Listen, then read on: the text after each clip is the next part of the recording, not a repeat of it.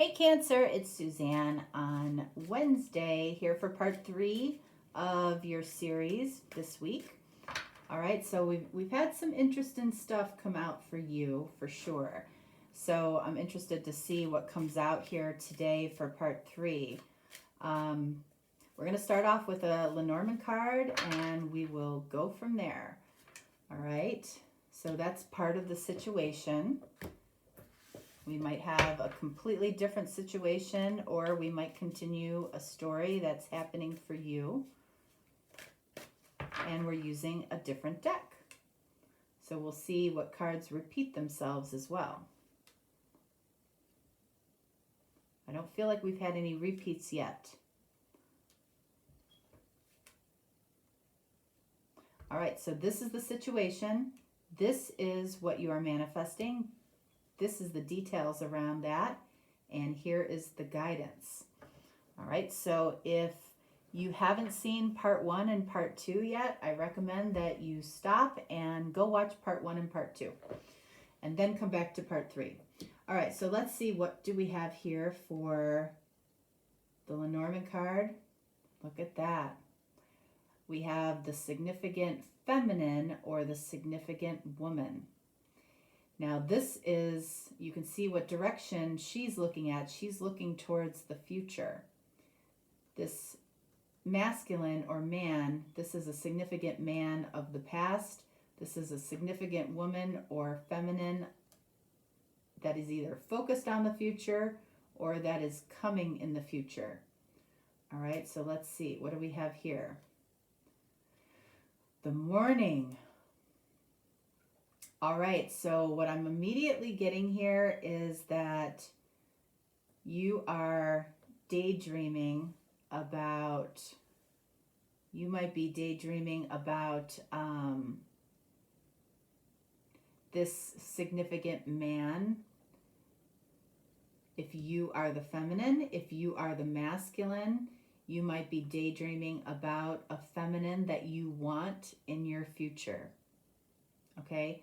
The morning is about, we have the evening or the night and the morning in this deck. This is a special card in this deck. So this is speaking to daydreaming. We saw that, that 7 of Cups, which is also about dreaming. All right, so what are you manifesting here? 9 of Swords. This goes back to part 1, okay? It's like you spend half of your time fantasizing, you spend half of your time worrying. Like worry acts like a prayer. When you put a prayer out into the universe, it does come back to you. It is answered. Worries are also put out into the universe and they are also answered, okay? It's like you're asking for something that you don't want. Details around this. We have the 3 of Cups. So the 3 of Cups, it can be celebration. It can also be friendship. But it can also be friendship and love melding together.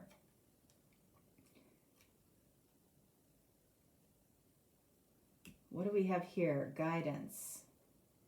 We have the Wheel of Fortune again. We've had this twice now in the guidance place. So again, this can be card of Sagittarius. You might be dealing with a Sagittarius, but more than anything, the guidance is to trust the universe. This is very split energy, like maximum split energy, because half the time you're in despair, half the time I feel like you're, in joy or ecstasy. Again, when a relationship is primarily based in a sexual nature, this can happen because there's part of you that feels like there's something missing for you, that maybe you're not allowing yourself to grow within the intimacy. You know, it's about allowing yourself to be vulnerable. I feel like you're vulnerable in your fantasies with this person, but you may not be in real life.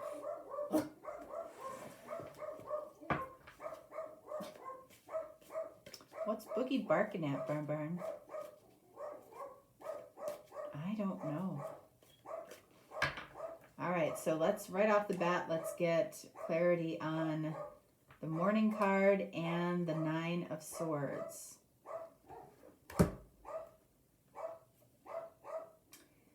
Eight of Wands. So I feel like and this is good. I think this is really good. What you daydream about is having intimate conversations with this person. Okay? There are things that you want to be able to say to this person. One more. 10 of Pentacles. I love that. It's like, I feel like you want everything with this person. And you would love to be able to say that. It's like you want to tell this person that they are your everything. You know, that you can see them with you well into the future. You can see that this has nothing to do with sex. It has nothing to do with sexual connection.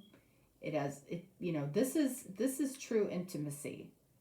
You know, having deep conversation and connecting. Nine of Swords, manifesting worries. And then we have 10 of Wands.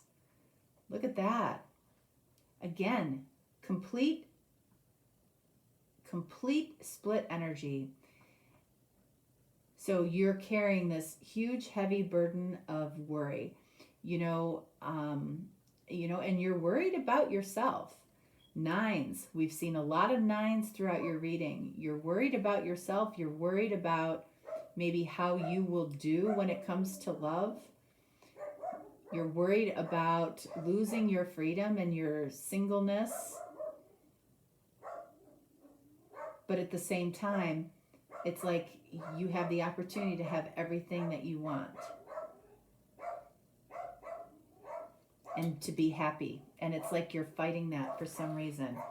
So when you're in a situation like this, you know, and you don't really know exactly what to do, that's when it's okay to do nothing. And that might be what you're doing right now. You might be doing nothing right now.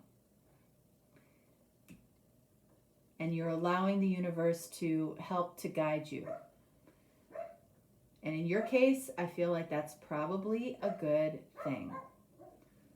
One more on the Wheel of Fortune. Look at that. By allowing the universe to guide you, by allowing the universe to pick the time for this, we've got Six of Wands, which is victory in love. What you have to ask yourself is, what's most important to you when it comes to a victory in this situation? Is it that deep internal victory of intimacy, or is it about being able to say that, you know, you have this fantastic partner, this fantastic person in your life?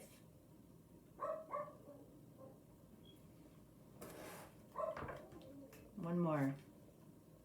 Seven of Cups again. Okay, it's like, what do all of these cups mean to you? What is it, you know, it's like you're trying to figure out exactly what it is that you want in your Ace of Cups with this person.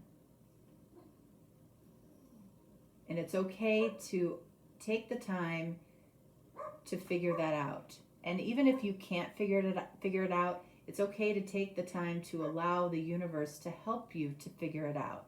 Because you go to opposite ends of the spectrum regularly with whatever situation or person you are dealing with.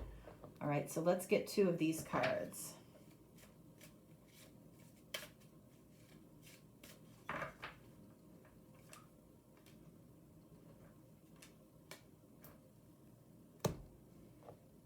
Romance angels. Look at, that's exactly what we were just talking about. A heart-to-heart conversation, honestly discuss your feelings with each other. That's what brings in the intimacy that this connection might be missing or that you might be struggling with. What else do we have here? Give your relationship a chance. That's what the guidance is saying. You know, give it a chance by possibly just allowing the universe to help you. And if that means that, you know, you need to take a quiet period, take a quiet period, okay? Because I feel like you're trying to figure this out.